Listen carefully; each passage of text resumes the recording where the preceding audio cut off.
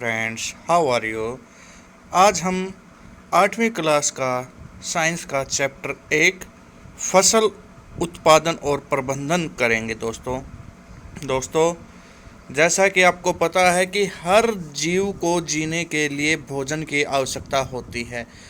कुछ जीव ऐसे होते हैं जो अपना भोजन खुद बना लेते हैं तथा कुछ ऐसे होते हैं जिनको अपने भोजन के लिए दूसरों पर निर्भर रहना पड़ता है। जैसे पौधे अपना भोजन खुद बना लेते हैं और वो किस विधि द्वारा अपना भोजन बनाते हैं? प्रकाश संश्लेषण विधि द्वारा। किसके द्वारा बनाते हैं? प्रकाश संश्लेषण विधि के द्वारा। जबकि जानवर अपना भोजन खुद नहीं बनाते, वो अपने भोजन के लिए दूसरे जीव जंतुओं पर निर्भर करते हैं। और वो किस पर निर्भर करते हैं? पेड़ पौधों पर। किस पर निर्भर करते हैं? पेड़ पौधों पर निर्भर करते हैं। अब भोजन के पाचन के लिए हमें भोजन खा लिया, उसके बाद उसका पाचन करेंगे, पाचन करने के बाद उसका शोषण करेंगे और शोषण करने के बाद हमें उससे क्या मिलेगी? ऊर्जा मिलेगी। और ऊर्जा मिलेगी तो हम काम करेंगे। और अब भोजन के लिए हमें किसकी ज़रूरत है? पेड़ पौधों की। अब पेड़ पौधे उगाए जाते हैं एक से ज़्यादा जगह के ऊपर। बहुत ज़्यादा विशाल क्षेत्र में पेड़ पौधे उगाए जाते हैं और एक साथ बहुत से पेड़ पौधों को उगाना, जैसे हम गेहूं उगा लेते हैं, चावल उगा लेते हैं या मक्का उगा लेते हैं या बाजरा उगा लेते हैं, तो वो बहुत बड़े विशाल क्षेत्र में जब एक ही पौधा बहुत ज़्यादा मात्रा में उगाया जाता है तो उसको क्या बोलते हैं दोस्तों? फसल बोलते हैं। क्या बोलते हैं? फसल बोलते हैं। और अब फसल अलग अलग प्रकार के होते हैं, जैसे अनाज की फसल, सब्जियों की फसल, फलों की फसल।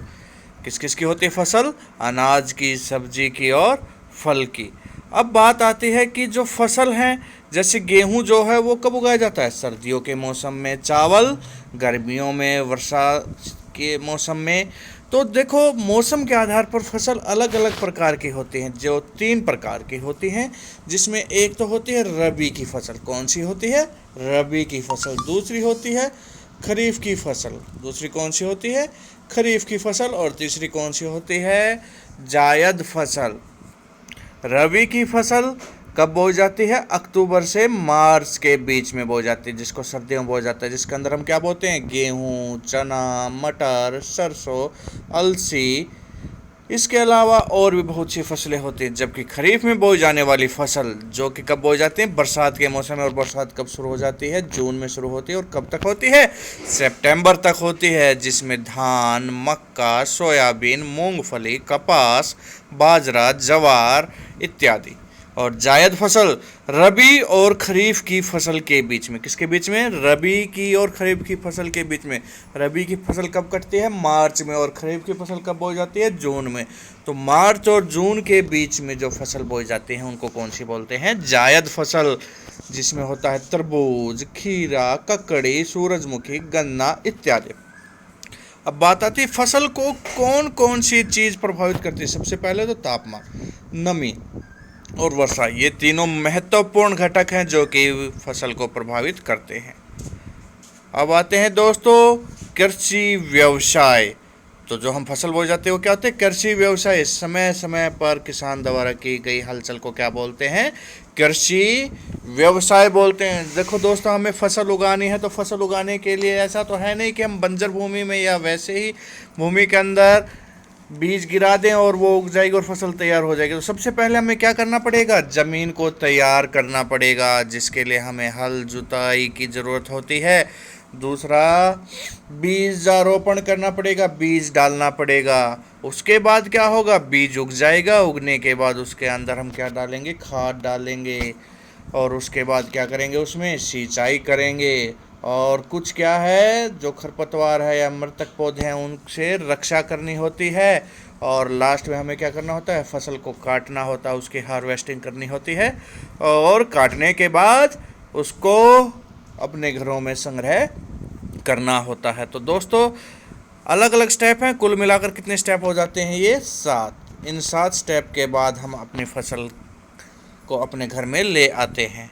तो सबसे पहला स्टेप क्या है दोस्तों? ज़मीन की तैयारी। ज़मीन की तैयारी। ज़मीन को सबसे पहले क्या करें, ढीला करें। उसके लिए हमें क्या करनी पड़ती है, उसकी बहाई जुताई करनी पड़ती है। और इसके लिए हम देखो दोस्तों, ज़मीन को ढीला कर देंगे तो ज़मीन के अंदर एक जीवाणु पाया जाता है जिसका नाम है राइजोबियम। क्या बोलते हैं, राइजोबियम। और वो जीवाणु क्या करेगा, ज़मीन के अंदर नाइट्रोजन की मात्रा को बनाए रखता है। अब देखो, ढीली ज़मीन धरती के विकास में मदद करती है, वो किसान की दोस्त होती है। और कीटाणु वे फिर ज़मीन को ढीला करते हैं और नमी जोड़ते हैं। मृत पौधों के पोषक तत्वों को ज़मीन में वापस छोड़ दिया जाता है और पौधों द्वारा। अब देखो दोस्तों, इसके लिए कोई इतना आप देख लेना। और साथ में हम क्या करते हैं, उसके अंदर ढीला करने के लिए क्या करते हैं, उसको हल चलाते हैं या जोतते हैं। या उसके बाद जब हमें ज़मीन बुआई के लिए ले आते हैं तो उस समय उसको क्या करते हैं, समतल करते हैं। कैसे करते हैं, समतल करते हैं। और बाद में उसके अंदर हम क्या डाल देते हैं, ज़्यादा पैदावार लेनी होती है तो गोबर की खाद डाल देते हैं। क्या डाल देते हैं, गोबर की खाद। और बाद में उसको मिश्रित कर दिया जाता है ज़मीन के अंदर। अब देखो दोस्तों, कौन कौन से ऐसे उपकरण होते हैं जो कि ज़मीन की तैयारी के लिए किसान उपयोग करता है। जैसे पहले ज़माने में किसका उपयोग करता था किसान, हल का, या लकड़ी का या लोहे के बना होता है। और ज़मीन सूखी है तो उसमें पानी देते हैं। ठीक है दोस्तों। अब हल कैसा होता है, देखो दोस्तों, आपने देखा होगा ये क्या है, हल, जिसका कौन उपयोग करते थे, पहले किसान। इसके अलावा हम क्या करते हैं उपयोग, फावड़ा। किसका प्रयोग करते हैं, फावड़ा। फावड़ा देखा है ना आप लोगों ने, ये क्या है, फावड़ा। इसके अलावा देखो, ये पहले यूज करते थे, आजकल हम किसका यूज करते हैं, ट्रैक्टर में। ट्रैक्टर में क्या होता है, कल्टीवेटर। देखा है ना दोस्तों आपने कल्टीवेटर। तो दोस्तों, आज के लिए इतना ही। बाकी का